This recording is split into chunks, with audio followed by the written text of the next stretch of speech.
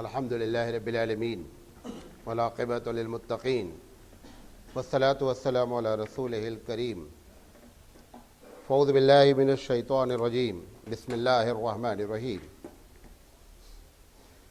لقد کان لکم فی رسول اللہ اسوۃ حسنہ۔ محترم حضرات، نبی اکرم صلی اللہ علیہ وسلم پر سیریل وائز گفتگو چل رہی ہے اور آج اس کا 117واں درس ہے۔ کچھ لوگوں کی فرمائش یہ ہے کہ اس پروگرام کو 40 سے 45 منٹ کم سے کم کیا جائے، تو میں تو آپ کے لیے 30 منٹ 35 منٹ میں ختم کرتا تھا، میں انشاءاللہ 40 سے 45 منٹ کر دوں گا، کوئی ایسا مسئلہ نہیں ہے۔ کچھ لوگ کہنا میں اتنی دور سے آتا ہوں پھر 30 منٹ میں آپ ختم کر دیے، تو بہرحال ہم کوشش کریں گے 40 اور 45 منٹ کے بیچ میں پروگرام کو ختم کریں گے۔ اللہ تعالیٰ سے دعا کرتے ہیں کہ اللہ تعالیٰ صحیح بات کہنے کی اور صحیح بات سمجھنے کی توفیق عطا فرمائے۔ ہم نے کل آپ سے وعدہ کیا تھا کہ انشاءاللہ زندگی رہی تو بات کریں گے کہ یہ جو امام مہدی کے بارے میں نے آپ سے گفتگو کی، تو ان کے ظاہر ہونے کا ٹائم کیا ہے، کس وقت ایک گیس مارا جا سکتا ہے کہ یہ اس وقت پیدا ہو سکتے ہیں۔ ایک حدیث ہم نقل کر رہے ہیں مسلم شریف کی، جس میں اللہ کے رسول صلی اللہ علیہ وسلم نے، مسلم شریف کی نہیں ہے، احمد کی ہے اور بیہقی کی ہے، لیکن امام شاطبی اور جزری ایک بہت بڑے اسکالر ہیں جو بہت مشکل سے حدیثوں پر یہ کہتے ہیں کہ حدیث صحیح ہے، مطلب بہت سخت نظر رکھتے ہیں۔ انہوں نے اس حدیث کے بارے میں کہا ہے کہ یہ حدیث صحیح ہے۔ اور ابھی اس دور کے ایک بہت بڑے محدث جو بہت ہی متشدد ہیں حدیث کے بارے میں، ناصر الدین البانی السعتی، انہوں نے بھی اس حدیث کے بارے میں کہا ہے کہ حدیث صحیح ہے۔ اس حدیث میں اللہ کے رسول صلی اللہ علیہ وسلم نے اپنی زندگی سے لے کر کے اور مہدی کے زمانے تک کو 5 پیریڈ میں تقسیم کیا ہے۔ غور سے سنیے گا۔ یہ حذیفہ رضی اللہ تعالی عنہ کی حدیث ہے۔ عن حذیفہ رضی اللہ تعالی عنہ قال قال رسول اللہ صلی اللہ علیہ وسلم، پیارے نبی کریم صلی اللہ علیہ وسلم نے فرمایا، ان اول دینکم نبوۃ و رحمہ۔ آپ نے فرمایا کہ اس دین کی جو ابتدا ہوئی اس کا پہلا پیریڈ جو ہے وہ نبوت کا ہے، یعنی جس میں نبی کریم صلی اللہ علیہ وسلم خود موجود رہے۔ آپ نے فرمایا وَتَكُونُ فِيكُمْ مَا شَاءَ اللَّهُ، وہ کب تک رہیں گے؟ جب تک اللہ چاہے گا۔ اپنے بارے میں کہہ رہے ہیں کہ پہلا پیریڈ اس کا نبوت کا ہے، اور وہ نبی کتنے دن تک رہے گا؟ جب تک پروردگار عالم چاہے گا۔ ان تکون ثم یرفعہ اللہ، اس کے بعد پروردگار عالم اس کو اٹھا لے گا۔ یعنی نبی صلی اللہ علیہ وسلم یہ بتا رہے ہیں کہ میں اس دنیا سے چلا جاؤں گا۔ یہ 11 ہجری تک کا پیریڈ ہے، یعنی حضور کی ہجرت کے 11 سال تک کا یہ پیریڈ ہے، کیونکہ نبی کریم صلی اللہ علیہ وسلم کی وفات 11 ہجری 12 ربیع الاول کو ہوئی، لہذا یہ پہلا پیریڈ 11 ہجری کو ختم ہو گیا۔ پھر آپ نے فرمایا ثم تکون خلافۃ علی منہاج النبوہ ما شاء اللہ ان تکون ثم یرفعہ اللہ۔ کہہ رہے ہیں پھر اس کے بعد خلافت قائم ہوگی جو ہمارے طریقے پر ایگزیکٹ چلے گی۔ کتنے دن چلے گی؟ جتنے دن اللہ چاہے گا۔ پھر پروردگار عالم اس خلافت کو جو ہمارے طرز پر چل رہی ہے ختم ہو جائے گی۔ یہ تقریباً یہ جو پیریڈ ہے یہ سن 41 ہجری کو حضرت علی کی خلافت ختم ہو گئی۔ 11 ہجری کو پہلا دور ختم ہوا کس کا؟ نبی اکرم صلی اللہ علیہ وسلم کا۔ اس کے بعد 41 ہجری کو دوسرا پیریڈ ختم ہوا کس کا؟ علی منہاج النبوہ، خلافت کا۔ پھر آپ نے فرمایا ثم یکون ملکا عاضا، آپ نے فرمایا اس کے بعد ملوکیت آئے گی، شہنشاہیت آئے گی۔ فیکون ما شاء اللہ، وہ شہنشاہیت بھی اس وقت تک رہے گی جب تک پروردگار عالم چاہے گا۔ ان یکون ثم یرفعہ اللہ، پھر اللہ اس کو بھی اٹھا لے گا۔ تیسرا دور، یہ دور موٹا موٹا جو ہے وہ اموی دور، عباسی دور اور عثمانی دور، یہ جو عثمانی دور کا آخری وقت جو ختم ہوتا ہے وہ 1925 کو ختم ہوتا ہے۔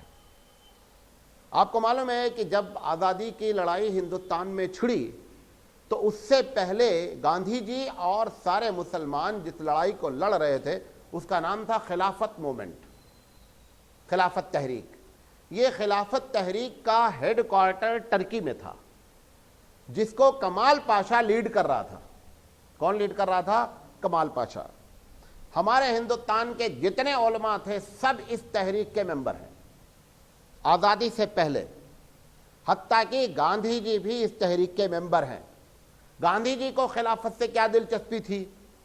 خلافت تو ہے کہ اللہ اور اس کے رسول کا قانون اللہ کی زمین پر چلے۔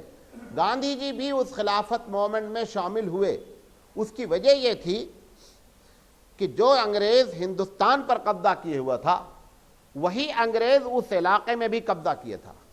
تو ان لوگوں کا تھا کہ اگر خلافت موومنٹ پر کنٹرول انگریزوں کا ہو گیا تو ہندوستان بھی چلا جائے گا، لہذا اگر خلافت موومنٹ کامیاب ہو گئی تو انگریز اگر وہاں شکست کھائیں گے تو یہاں بھی شکست کھائیں گے، لہذا خلافت موومنٹ کو کوآپریشن کرنا چاہیے۔ مختصر آپ کو بتا رہے، بڑی لمبی چوڑی تاریخ ہے خلافت موومنٹ کی۔ کمال پاشا جو ہے وہ اندر سے نہایت بدتمیز قسم کا آدمی تھا۔ اس نے 1925 میں خلافت موومنٹ، جس میں ہندوستان، پوری دنیا کے جتنے لیڈر مسلم تھے سب خلافت موومنٹ کے ممبر تھے۔ پوری دنیا کی بات کر رہا ہوں، ہندوستان نہیں، ترکی نہیں، عرب نہیں، یورپ نہیں، جہاں جہاں جو بھی مسلم لیڈر تھا وہ سب خلافت موومنٹ کو باقاعدہ کوآپریشن کرتا تھا، مالی بھی کرتا تھا۔ حتیٰ کہ آپ کو معلوم ہے مولانا تھانوی علیہ الرحمہ وغیرہ کے زمانے میں تھانہ بھون جیسے چھوٹے گاؤں میں خلافت موومنٹ کے لیے چندہ ہوتا تھا، اور وہ چندہ ٹرکی کیا کیا جاتا تھا؟ بھیجا جاتا تھا۔ یہ کمال پاشا جو تھا، اس کمال پاشا نے خلافت موومنٹ کو ڈیزالو کر دیا۔ جب ڈیزالو کیا تو پوری دنیا کے لیڈر پریشان ہو گئے، جو اصل لیڈنگ کرنے والا تھا وہی سرنڈر ہو گیا، انگریزوں کا جو ہے مزے ہو گئے، اور یہ سارے لیڈر بغیر لیڈر کے ہو گئے بیچارے۔ اب مجبور ہو کر کے ہندوستان میں اس کے بعد آزادی کی تحریک شروع کی گئی۔ اب گاندھی جی نے پھر مسلمانوں سے کہا کہ جب خلافت موومنٹ تھی تو میں آپ کے ساتھ تھا، لہذا اب آزادی کی تحریک شروع ہوئی، لہذا سارے مسلمان بھی ہمارے ساتھ ہونا چاہیے۔ یہ لاجک پیش کی اور ہندو مسلمان مل کر کے ہندوستان میں آزادی کی لڑائی لڑی۔ یہ دور 1925 نہیں، میں نے غلط کہا، 1923 میں کمال پاشا نے پوری کی پوری خلافت موومنٹ کو تہس و نہس کر دیا، ختم ہو گئی۔ مسلمان اس وقت سے لے کر آج تک کسی ایک لیڈر کے انڈر میں اکٹھا نہیں ہو سکے، چاہے وہ ہندوستان ہو، پوری دنیا میں اس وقت کوئی علاقہ ایسا نہیں ہے کہ کوئی ایک لیڈر ایسا ہو ہمارا جو ہندوستان کے سارے لوگ، پوری دنیا کے سارے لوگ، ہندوستان نہیں پوری دنیا کے سارے لوگ اس کو اپنا لیڈر ماننے کے لیے تیار ہوں۔ اس وقت کوئی نہیں ہے، حتیٰ کہ اس وقت ہندوستان میں کوئی لیڈر ایسا نہیں ہے کہ جس پر مسلمان اتفاق کرتے ہوں کہ صاحب یہ ہم سب کا لیڈر ہے۔ مایاوتی لیڈر ہے دلت کی، ہرجن کی، پورا ہندوستان کا ہرجن، کرناٹک کا ایک چھوٹے سے گاؤں میں بھی وہ ان کا ہاتھی کا جھنڈا لگائے گھوم رہا ہے۔ اس نے مان لیا ہے کہ وہ ہماری دلت کی لیڈر ہے۔ ہمارا کوئی لیڈر نہیں، کسی لیڈر پر ہمارا اتفاق نہیں۔ اللہ کے رسول صلی اللہ علیہ وسلم نے اس کو بتایا کہ یہ ملوکیت چلے گی، اور چل کر کے پھر اس کے بعد یہ بھی ختم ہوگی، تیسرا پیریڈ بھی ختم ہو گیا۔ اور اگر اس وقت سے اب آپ جوڑیں تو 23 میں 75 سال وہ ہو گئے، 77 ایئرس، اور اس کے بعد 11 سال یہ ہو گئے، 77 10 87 88 ایئرس ہو گئے اس تھرڈ پیریڈ کو ختم۔ اس کے بعد کیا ہوگا؟ چوتھا بار ثم تکون ملکا جبریتا۔ اللہ کے رسول فرما رہے ہیں کہ اس کے بعد تانا شاہی اور ڈکٹیٹرشپ شروع ہوگی۔ What is the difference? ملوکیت میں اور تانا شاہی میں کیا ڈفرنس ہے؟ ملوکیت میں پھر بھی قرآن کریم کا کچھ حصہ ایز اے قانون عمل پیرا رہتا ہے، جیسا کہ میں نے 2 دن پہلے آپ سے گفتگو کی تھی کہ لوگ یہ سمجھتے ہیں کہ 30 سال کے اندر اسلامی حکومت کی فائل لپیٹ دی گئی، اس پر میں نے آپ سے تفصیل سے گفتگو کی تھی۔ ملوکیت جب تک رہی اس وقت تک پوری دنیا میں قرآن مجید کا ایک بیشتر حصہ ایز قانون عمل ہوتا رہا۔ جب تانا شاہی آئی تو تانا شاہی میں کسی چیز کا آپ ڈکٹیٹرشپ کہتے ہیں، ڈکٹیٹرشپ میں قرآن مجید ٹھیک ہے ہم نے عمل کر لیا، ہو سکتا ہے قرآن سے ٹیلی کر جائے، قرآن کو مد نظر رکھتے ہوئے قانون نہیں بنایا گیا ہے۔ بات سمجھے میری؟ کیونکہ قرآن کے قوانین نیچرل فطرت پر ڈیپینڈ کرتے ہیں۔ پوری دنیا جب کوئی قانون بناتی ہے، ہر دنیا کے قانون کو اگر آپ قرآن سے ٹیلی کریں گے تو کم سے کم 30 سے 35% سب کا ٹیلی کرتا ہی کرتا ہے۔ کیوں؟ کیونکہ اس کی چیز فطرت پر ہوتی ہے۔ جب آدمی مفاد کے تحت قانون بناتا ہے تب قرآن سے ٹکراتا ہے۔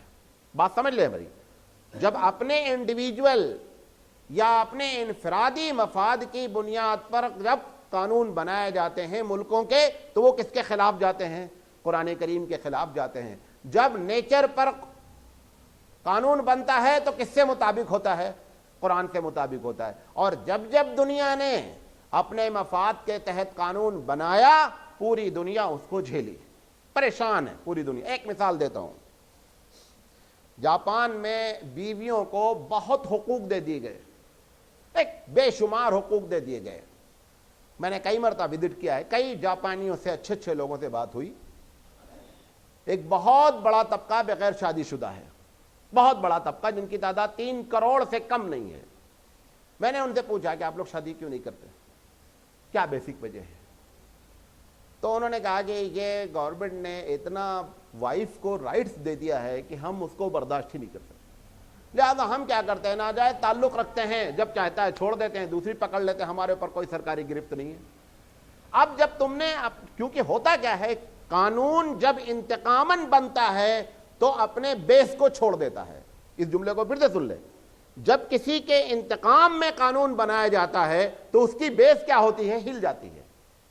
تو انہوں نے مردوں نے ظلم کیا، لہذا اس سے نجات پانے کے لیے عورتوں کو انتقامی قانون بنایا، اتنا بنا دیا کہ بیس کیا ہو گئی؟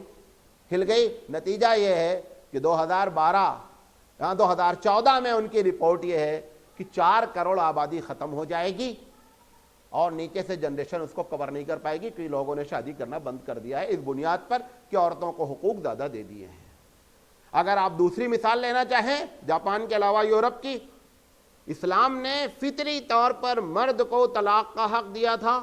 آج بھی ہندوستان میں اس طلاق کا ایوریج 4% کو کبھی کراس نہیں کیا، 4% سے زیادہ کبھی ہندوستان میں طلاق نہیں ہوا ہے۔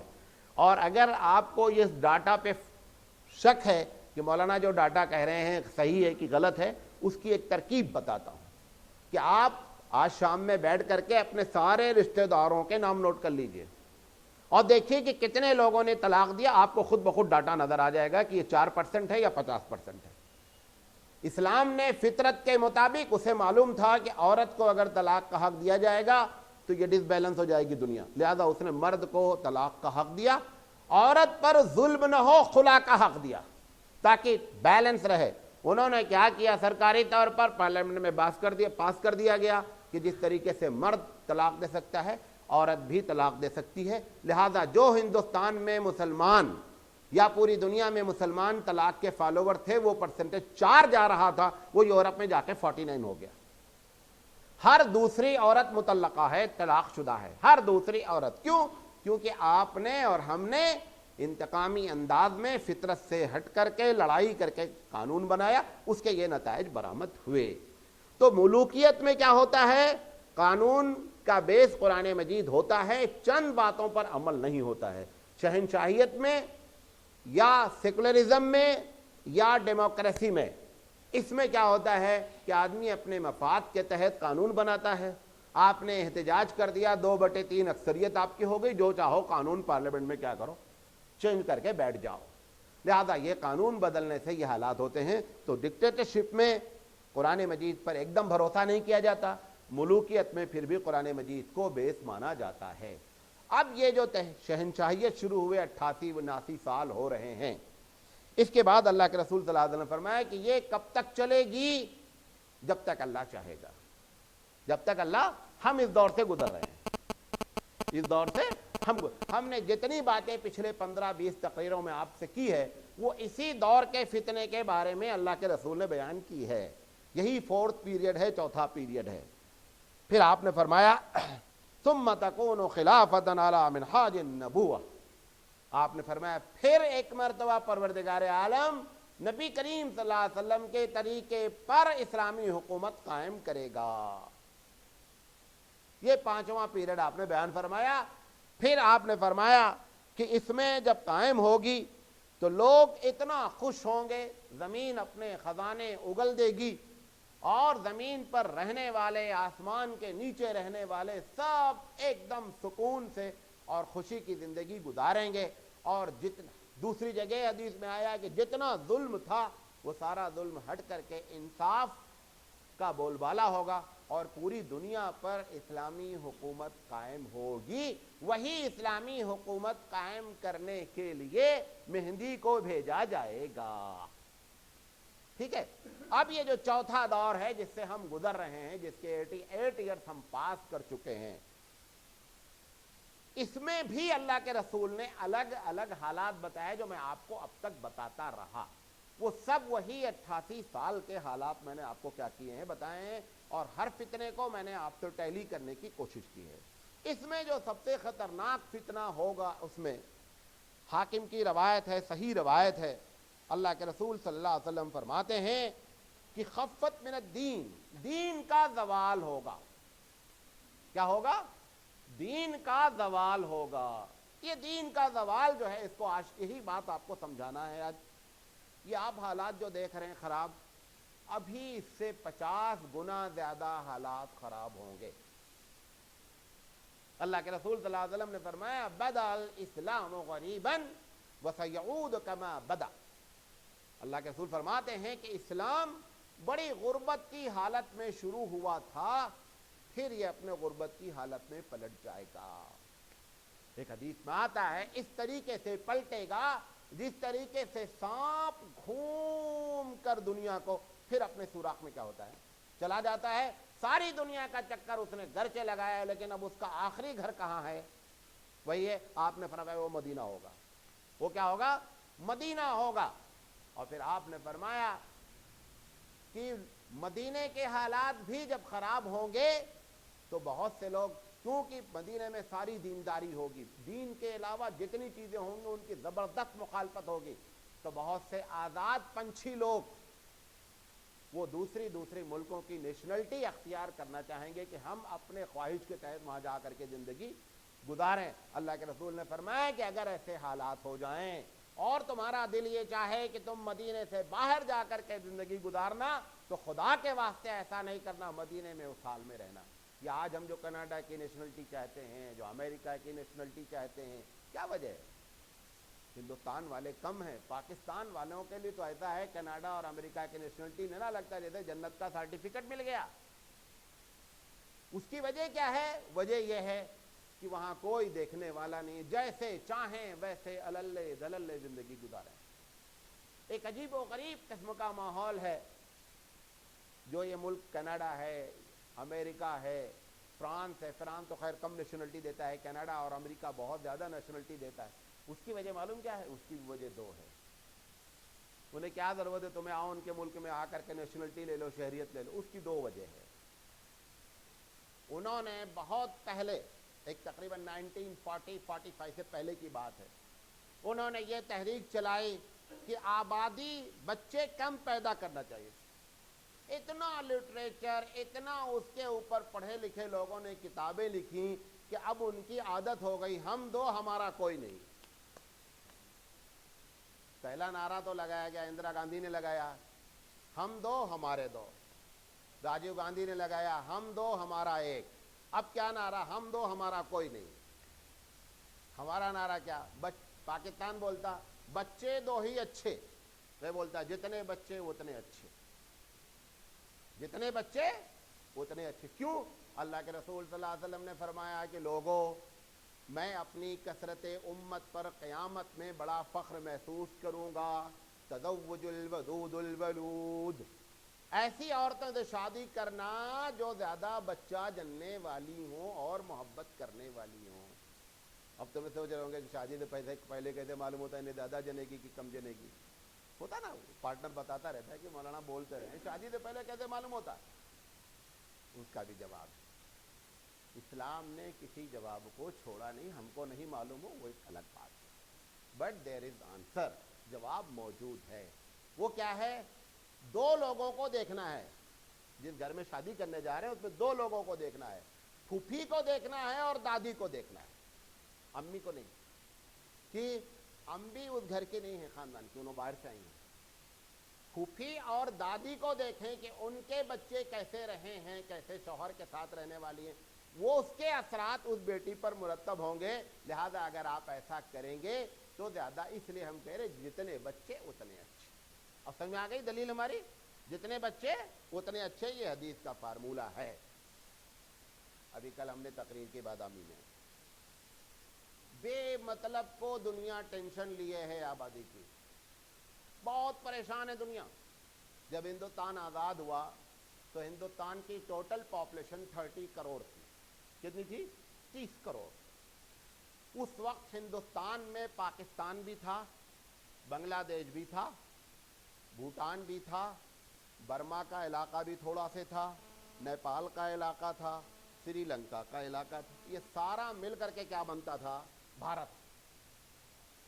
اب اس میں سے یہ سب نکل گئے، اب ہندوستان کے پاس جو زمین ہوئی تو کم ہوئی نا، ہم 1 ارب 10 کروڑ ہونے جا رہے ہیں، پھر بھی کھانا مل رہا ہے سب۔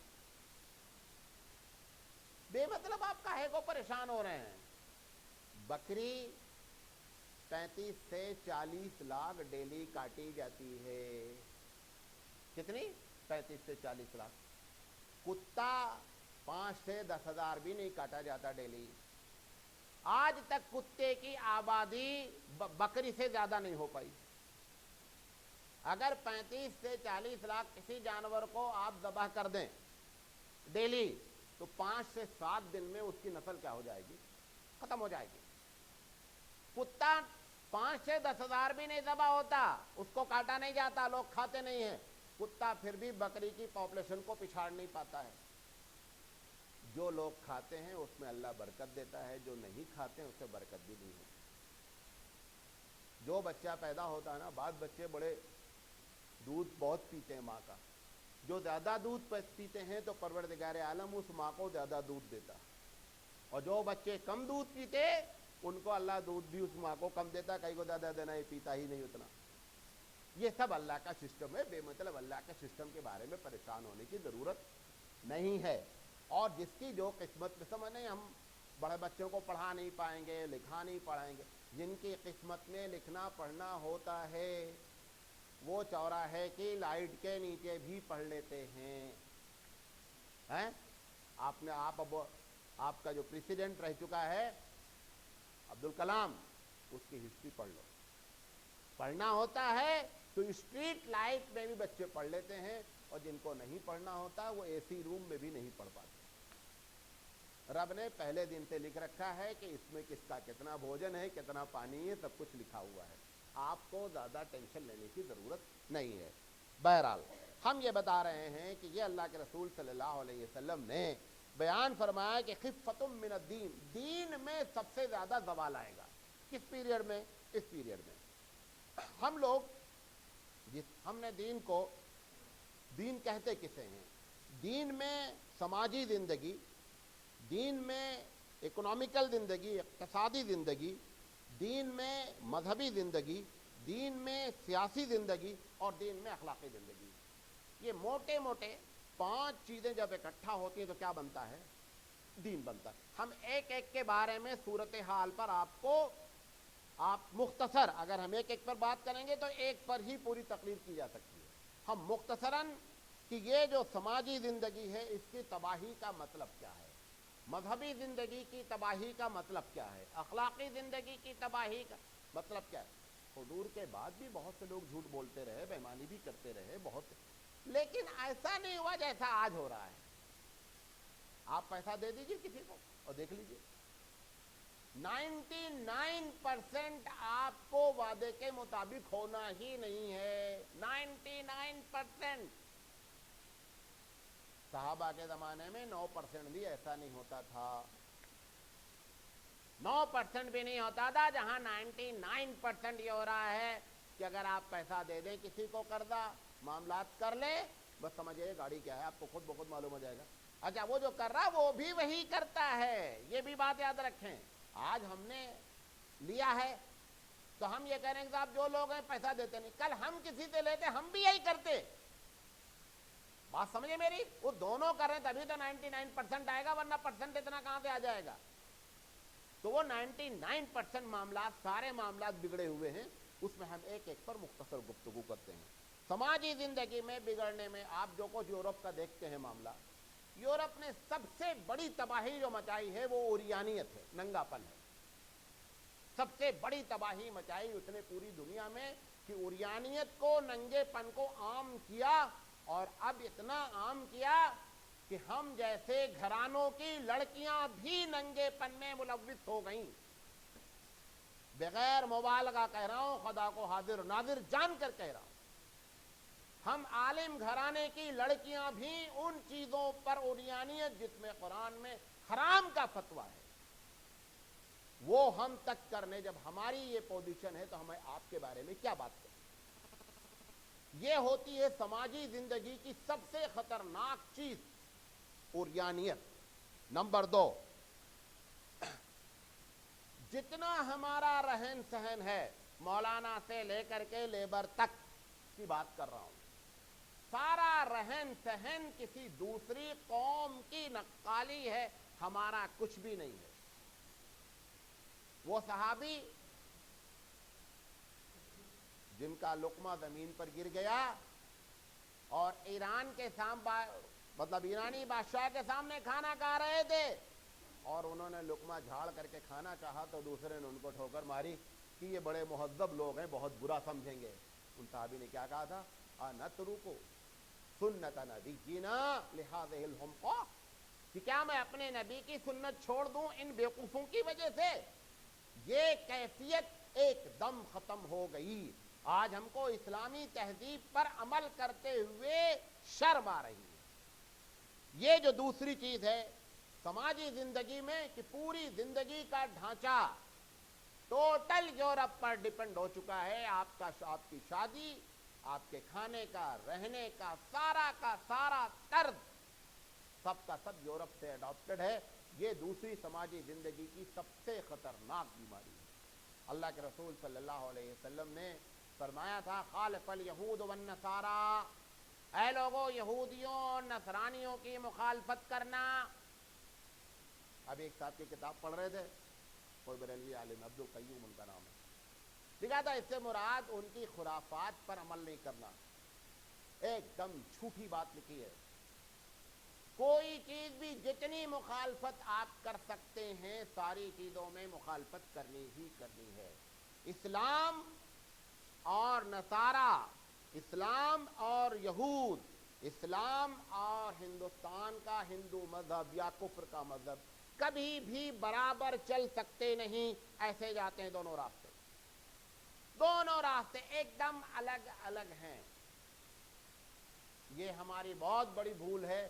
بہت سے لوگ جب سفر میں ہوتے ہیں، خاص کر آپ کو معلوم ہے سب سے اچھا ماحول دنیا میں ٹرین پہ ہوتا ہے، سب سے اچھا ماحول۔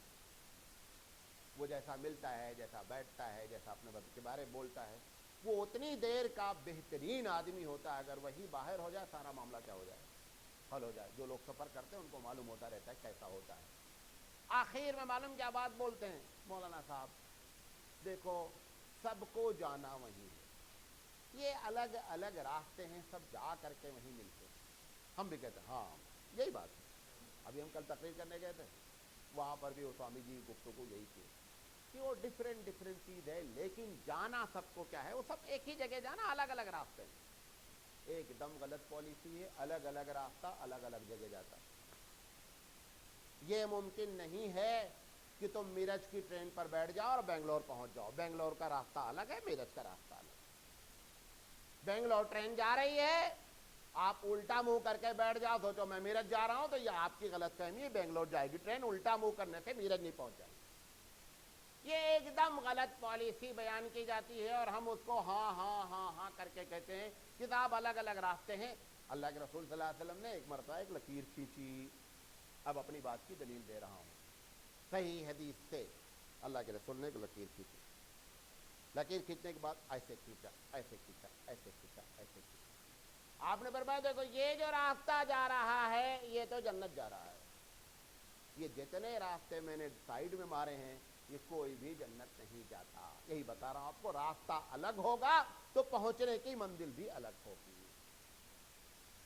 سمجھے نہیں؟ یہ جو بات کہی جاتی ہے کہ صاحب راستے الگ الگ ہیں, ایک دم راستہ الگ منزل الگ. راستہ ایک منزل ایک. اللہ کے رسول نے زمین پر لکیر کھینچ کر کے صحابہ کو سمجھانے کی کوشش کی.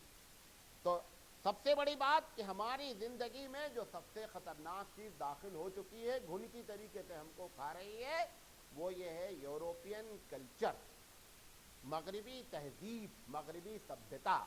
یہ ہمارے ایک ایک ریشے میں گھس رہی ہے اور یہ اور آپ ہم کو ایک دم گھلا کر رکھ رہی ہے. ایک نمبر ایک کیا بتایا تھا؟ اوریانیت, ننگا پن. اس میں بھائی بھی گنہگار, اس میں باپ بھی گنہگار, اس میں بیٹا بھی گنہگار, اس میں شوہر بھی گنہگار. یہ چاروں چاہیں تو معاملہ حل کر سکتے ہیں. اب کوئی بات ہی نہیں ہے, جوان لڑکی باپ کے سامنے سینہ تانے چل رہی ہے, محسوس بھی نہیں ہوتا کہ یہ باپ ہے یا یہ لڑکی ہے یا اس کی گرل فرینڈ ہے, کون ہے یہ, محسوس بھی نہیں ہوتا ہے. ہمارے بعض اکابرین کے بارے میں ہے کہ ان کی اپنی بیٹی جوان ہو جاتی تھی, پہچانتے نہیں تھے کہ ہماری بیٹی, کبھی نگاہ اٹھا کر دیکھا ہی نہیں بیٹی کی طرف. اتنا حیا, اتنی شرم. سمجھے, یہ ہمارے اکابرین تھے, یہ ان کے دور تھے. آج کا دور یہ ہے. ایک زمانہ تھا جب ٹی وی شروع ہوئی, جب مووی آتی تھی تو بھائی بہن بیٹھ کر کبھی نہیں دیکھتے, باپ بیٹی بیٹھ کر کبھی نہیں دیکھتے تھے. اب کوئی بات ہی نہیں ہے, ایک دم آپ کو 100% کوئی مبالغہ نہیں کر رہا ہوں, دونوں بیٹھ کر بھائی باپ دونوں بیٹھ کر بیٹی کا کے ساتھ بہن کے ساتھ ایسی ایسی سین دیکھتے ہیں جس کا تصور بھی نہیں کیا جا سکتا.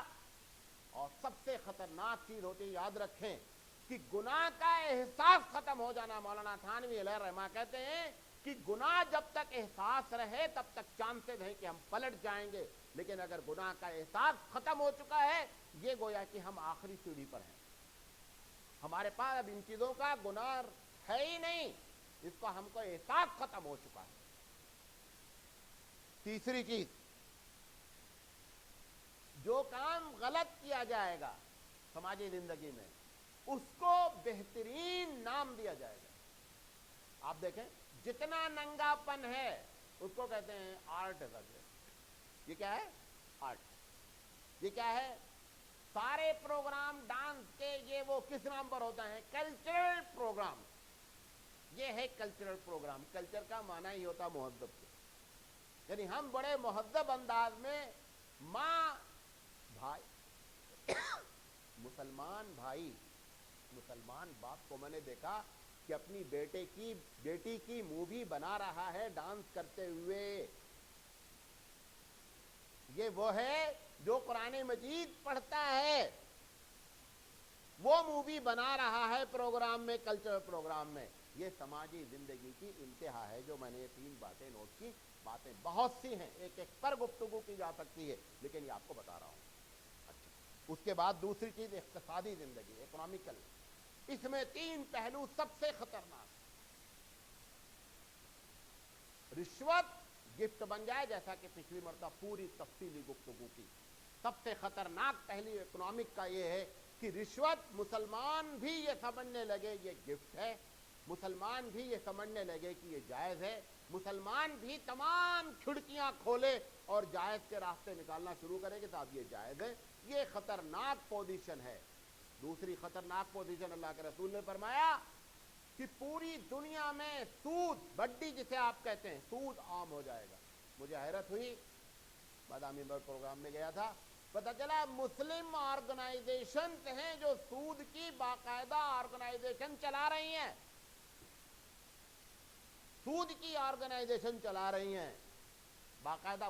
بعد میں انہوں نے مجھ سے پوچھا، ہم نے کہا میں بھی چلاتا ہوں ایک سوسائٹی، میں قرضہ دیتا ہوں، بتایا میں نے ایسے سے میں دیتا ہوں، اس میں سود کچھ نہیں.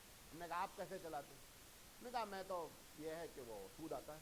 ہم نے کہا لیتے کون ہے؟ سارے ممبر لوگ لے لیتے ہیں. جو ایک کام کرتا تھا اب اس گو کے ٹوکرے کو سب نے اٹھا لیا ہے.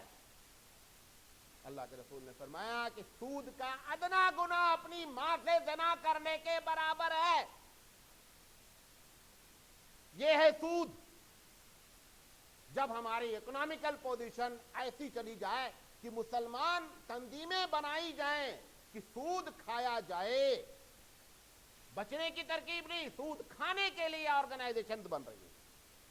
یہ ہے اکنامک کی سب سے خطرناک پوزیشن جو امت کے اوپر کیا ہو گئی ہے، نافذ ہو گئی. دوسری چیز، تجارت کرنے والے دھڑلے سے بولنے لگے کہ بغیر جھوٹ کے تجارت نہیں ہو سکتی. یہ ہو رہا ہے کہ نہیں ہو رہا ہے؟ ایک عام گفتگو ہو گئی ہے. آتے ہیں لوگ مسئلہ پوچھتے ہیں، مولانا سچ بولے دھندا ہی نہیں ہوتا، بغیر جھوٹ بولے دھندا ہی نہیں ہوتا ہے. یہ جو اللہ کے رسول نے فرمایا کہ دین کا زوال، دین میں جو اکنامک ہے اس کا زوال کا مطلب یہ ہے کہ لوگ داڑھی رکھائے ہوئے نماز پڑھنے والے دیندار لوگ یہ جملہ اپنے منہ سے ادا کریں. خوف خدا ہونا چاہیے کہ صاحب بغیر بےمانی کے، بغیر جھوٹ کے دھندا نہیں ہو سکتا. اللہ کے رسول صلی اللہ علیہ وسلم فرمائیں کہ مسلمان دو باتیں فرمائی آپ نے فرمایا کہ مسلمان جھوٹ نہیں بولتے. آپ نے فرمایا مسلمان جھوٹ نہیں بولتے. آپ اندازہ کریں کہ اگر آج اس ہماری حرکتوں کو اللہ کے رسول دیکھیں تو کس کو مسلمان کا ٹک ماریں گے؟ بہت مشکل ہو جائے گا. یہ ہے جو اللہ کے رسول فرما رہے ہیں کہ اس دور میں ایسی تباہی آئے گی. تیسری چیز، مذہبی زندگی. مذہبی زندگی میں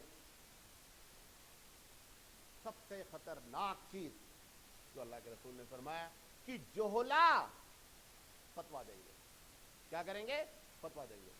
یہ آپ کا عید میلاد النبی کا جلوس نکلا، ایک صاحب نے مجھے آ کر کے بتایا کہ بھنڈوار بیچنے کے قریب، مسجد کے قریب میں انہوں نے ایک صاحب سے کہا کہ مولانا، یہ اس آدمی سے کہا کہ دیکھو نماز کا ٹائم ہو رہا ہے، کہ کیسا تمہارا عید میلاد النبی کا جلوس ہے؟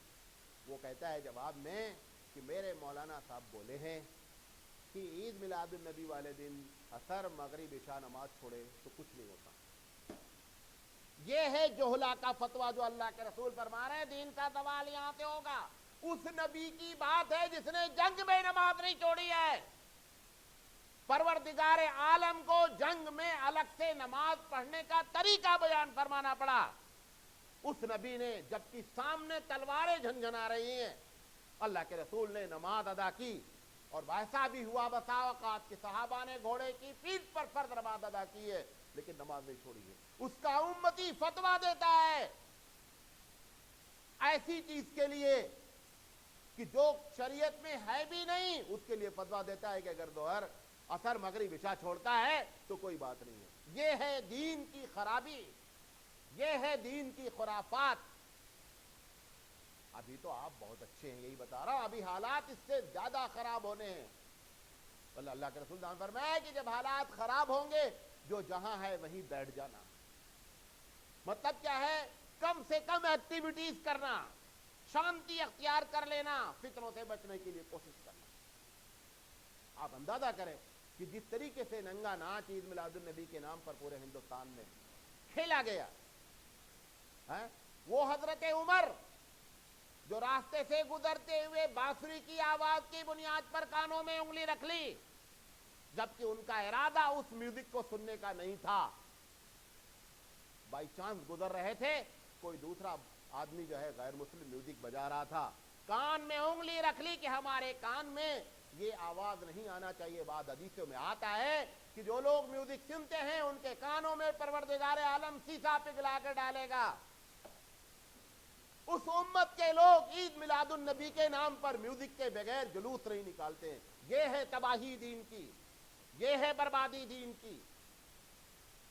نماز جیسی فرض چیز म्यूजिक जैसी हराम चीज को जायज करार दे दिया। अल्लाह के रसूल सल्लल्लाहु अलैहि वसल्लम ने यही बात फरमाई कि जोहला लीडिंग करेंगे, यही हदीस में इसके पहले बाप को गुजर चुका है, जोहला लीडिंग करेंगे।